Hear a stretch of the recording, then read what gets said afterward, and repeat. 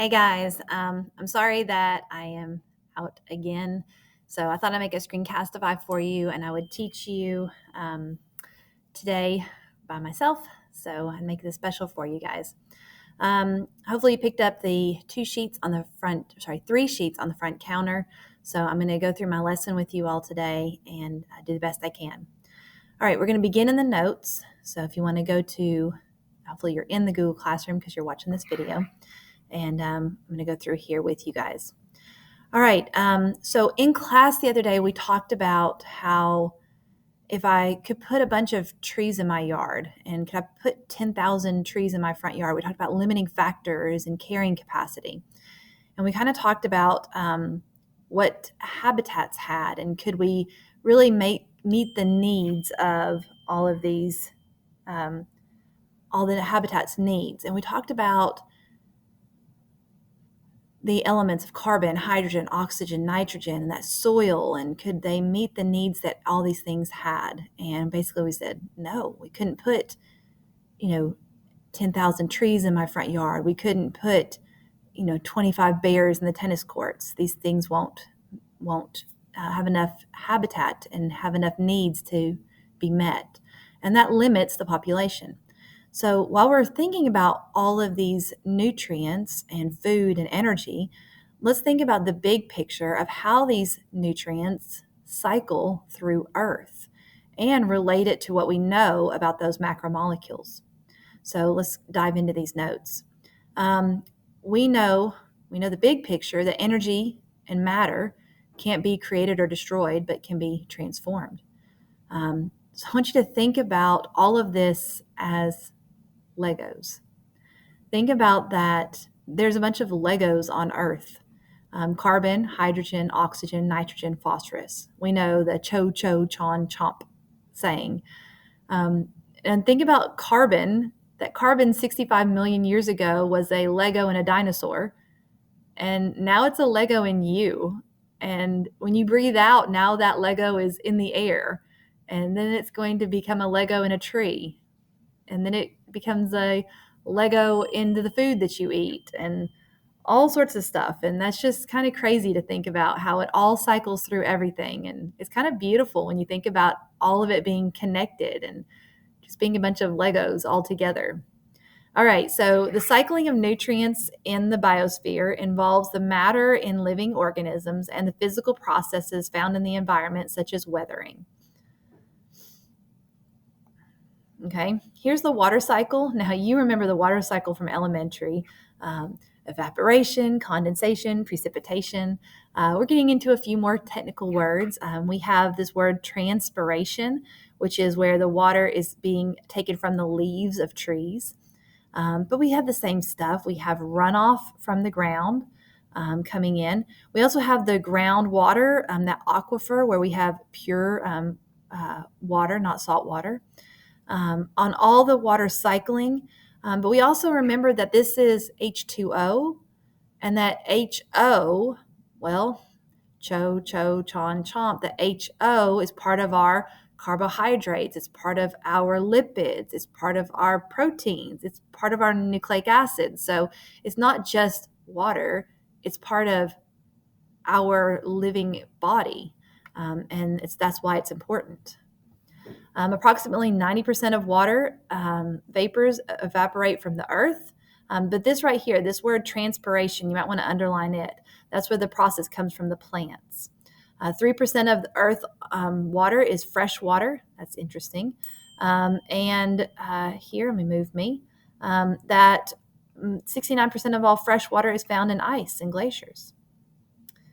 Carbon dioxide and oxygen pair together to make the carbon cycle. We know that carbon dioxide leaves us for respiration, and it leaves us when we breathe out. We know that it comes in plants and photosynthesis, so we know this cycle. We also know that when things die, like dead plants and dead organisms, that they decompose, and this process also releases carbon. We also know from industry, when we burn fossil fuels in factories, we do combustion to release carbon dioxide. This cycle is very fast and it happens all the time. There is a slow cycle here where we create coal, and that is slow and that makes deposits of coal. So here we have the slow cycle of carbon dioxide making it into, here we go, the long term.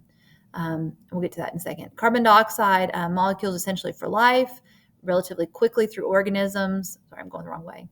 The long term being peat, coal, oil. Peat is a bunch of dead stuff at the bottom of like lakes and ocean, more lakes and rivers.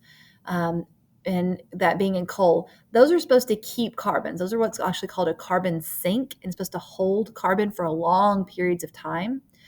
But when we burn fossil fuel, we release it. And that's where we're getting this imbalance of carbon in the atmosphere, which contributes to climate change.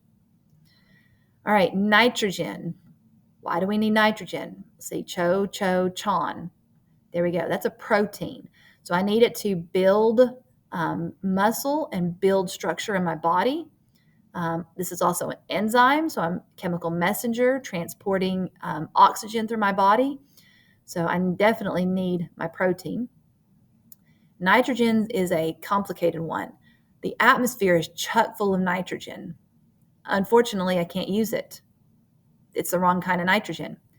So how do I get nitrogen? Well, there's bacteria in the roots of plants that fixes it.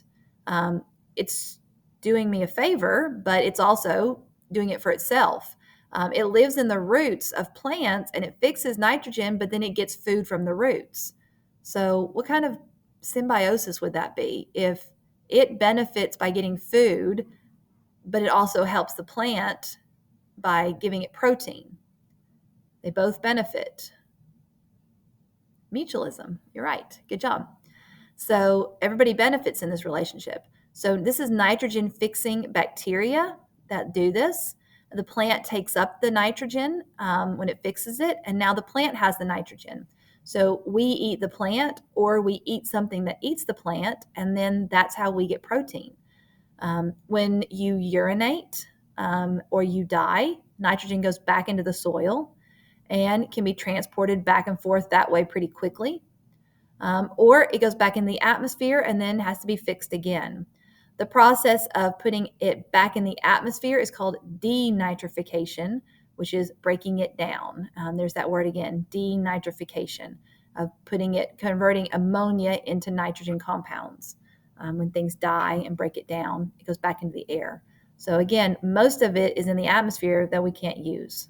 But the bacteria in the soil is really important that we take good care of it. Several agriculture practices are really dangerous when we use a lot of excess fertilizer and pesticides and can damage that bacteria. And we get into some serious problems. You got to be really careful with that. So it's really important to take care of that good bacteria.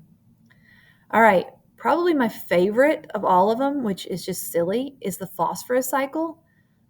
Chon, chomp. So we're in the P. Why is it my favorite? Because phosphorus comes from rocks. And it just slowly leaks out of rocks. As water runs by the rocks, it just bloop, a little piece falls into the water, and it slowly goes in the water, and it gets sucked up by the roots of plants, slowly over millions of years. That's it. You eat the plant. Teachers and students, pardon this interruption. I want to give you an update on the restroom situation. The two bathrooms at the S are locked, boys and girls. There was a leak, so they had to turn the water off.